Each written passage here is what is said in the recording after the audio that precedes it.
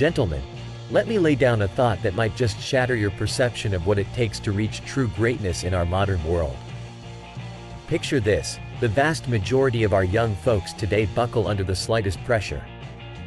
You breathe in their direction with a hint of criticism, and they crumple.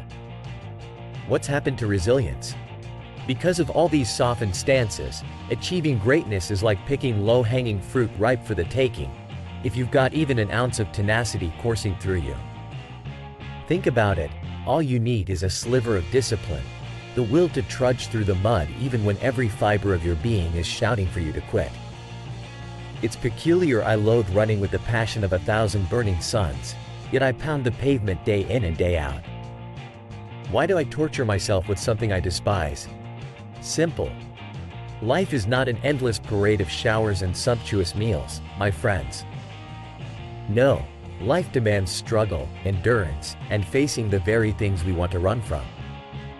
This is the crux of my transformation from a nobody to a somebody. School was my nemesis, and it left me feeling utterly ignorant. But education doesn't always happen in the classroom. Education is facing those raw, unrelenting moments that life throws your way and not backing down. Here's the kicker. When life kicked me to the curb, nobody reached down to pull me back up. There I was, shaving my head at 16, staring into a mirror that reflected back all my fears and inadequacies. It was only me, and the agonizing path of suffering that stood between me and the man I aspired to be. My vision was clear. I was hell-bent on becoming the toughest man alive. How? By subjecting myself to the absolute worst experiences imaginable to fortify my mind. Accountability became my constant companion, a relentless truth-teller that lived in the mirror. Each day I faced it, it challenged me to be honest about who I was and who I wanted to become. The disgust staring back was a powerful motivator, a catalyst for change. It was through this daily confrontation that I began realizing one shocking truth: most of us are only living at 40% of our capacity. But why settle for that? Why not push through the mental barriers we've so conveniently constructed? It's like driving with a governor on your car. You know you can go faster, but something is holding you back, and that something is your brain. It's the perfect survival mechanism, shielding you from potential hurt and discomfort. It's all too easy to slip into a cozy spot when the mind tightens its grip. Yet, here's where the magic happens. Once you manage to answer the tough questions, once you take control of the steering wheel from your fear-addled brain, you begin to truly live. The famed 40% rule isn't just a cool-sounding concept. It's a gateway to exploring the deep reservoirs of untapped potential that lies within you. It's when you feel that initial pang of pain at 40% and think you can't go on, but you do. You push to 45, 50, beyond. Let me tell you straight up, life will land blows. It's going to hurt, it's going to be miserable, and there are times when you'll question every decision you've made. But the only way to find what you're made of, the only way to grow, is to suffer. To mold yourselves out of raw, unyielding clay into formidable statues of sheer willpower and ironclad determination. And remember, subscribing to this channel, liking this video, and hitting the notification bell, that's the first step towards seizing the control you crave. Through that simple act, you're setting the stage for the discipline and mental toughness needed to thrive, to not just survive the harsh realities life has in store. So, I pose to you this question: what are you going to do with this newfound knowledge? How will you apply this relentless pursuit of suffering to achieve greatness in your own life?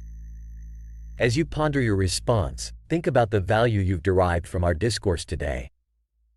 And, if you're so inclined, feel free to show your appreciation. Until then, stay strong, steadfast, and unyielding. Gentlemen, today I'm going to share with you a powerful tactic, a real game changer known as the negativity sandwich. Yes, it might sound like a lunch option you'd avoid, but believe me, in the world of communication, it's something you'll want to digest thoroughly.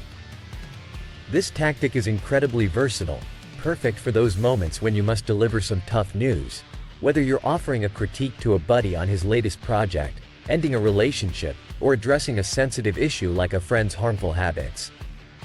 Here's how it operates.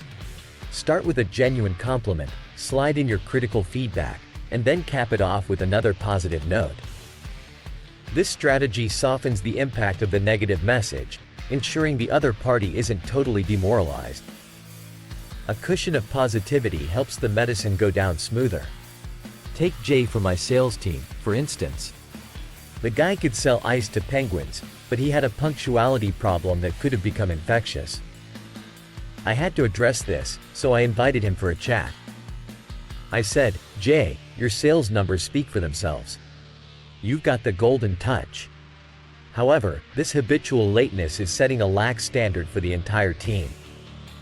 Another slip up, and I'll have to make a tough call, which I'd hate to do since I value you both as a colleague and a friend. Remember, arriving on time puts more deals within your reach, and I know you can top the sales charts." See, that's the positivity bred around the critique filling. Jay improved remarkably, never late again. Why? Because he received the message in the spirit it was given constructively. Another buddy of mine, Tyler, struggled with substance abuse, and it was taking a toll on every aspect of his life. Approaching him, I made sure to open with a positive affirmation. "Tyler, I've always admired your intellect, your philosophical insights. You're brimming with potential, but this constant substance reliance is costing you in respect, relationships, and personal achievements. You're shadowed by addiction. Redirect this energy, and I'm convinced you can surpass all your goals. Your potential is vast. Don't let these habits steal that from you." This sandwich technique shines because people typically remember the starts and ends of experiences the most vividly. The end game here? They'll recollect your words not as a scathing critique but as valuable, thoughtful feedback. Otherwise, stark negativity can sting and be misperceived as an insult, overshadowing the message's true intent. So as we navigate these necessary yet challenging conversations, remember to layer with care, season your speech with kindness, and serve up those critical points in a way that empowers, not disparages. If you're finding this conversation useful so far, take a moment to show your support. Subscribe, hit the like button, tap the notification bell. By doing so, not only do you keep up with valuable insights like this, but you also join a community of strong, successful individuals dedicated to personal and professional growth. Now, how about we keep this momentum going? Let's dive into some more strategies that harness the power of effective communication, financial acumen, and lifestyle design, all tailored for you, the discerning gentleman seeking to refine his world in 2023. I've spent a considerable amount of time researching and crafting this video to ensure that every word serves to elevate your understanding and approach to life's complexities. We've got a packed itinerary ahead with deep dives into mastering the art of negotiation, building a bulletproof personal finance system, powerfully emerging from the modern dating scene, nurturing your divine masculinity, and seizing opportunities in realms like software, online banking, and, yes, even the savvy world of real estate investing. We will explore the smart money tactics that separate the men from the boys, how to harness the elusive wisdom that speaks volumes in the boardroom and the living room, and how, perhaps, adopting practices like monk mode or semen retention can multiply your attraction and retention in this hyper-competitive world.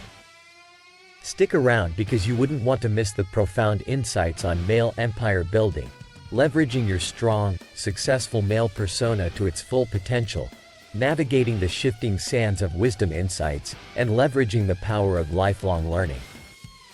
Consider this your path to becoming the strongest male hero in your narrative, a beacon of the bulldog mindset that thrives amidst adversity. It's not just about expansion of the mind and wallet. I'm also guiding you on the less trodden paths of divine masculinity, offering career wisdom that could very well redefine your entire approach to personal success. What's more, I'll dish out the scoop on emerging trends in finance and investing, marketing and advertising, automotive finesse, and the critical importance of medical mindfulness in the modern man's life. And as we forge this path together, I'll be here to remind you of the enduring value of a fortified mindset, one that finds comfort in discomfort, one that acknowledges the role of legal and credit sophistication in laying the foundations of an unshakable legacy. By the end, you'll have a plethora of action points to implement, each poised to propel you towards your most ambitious goals. Which of today's powerful tools will you wield first in the tactical battle for self-improvement and societal impact? As we wrap up this robust discussion, let me thank you for investing your time with me.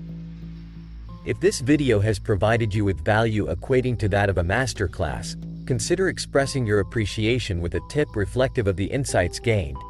A link is awaiting you in the description. Until next time, chart your course, embrace the journey, and remember the greatest investment you can make is in yourself. Stay sterling, my friends.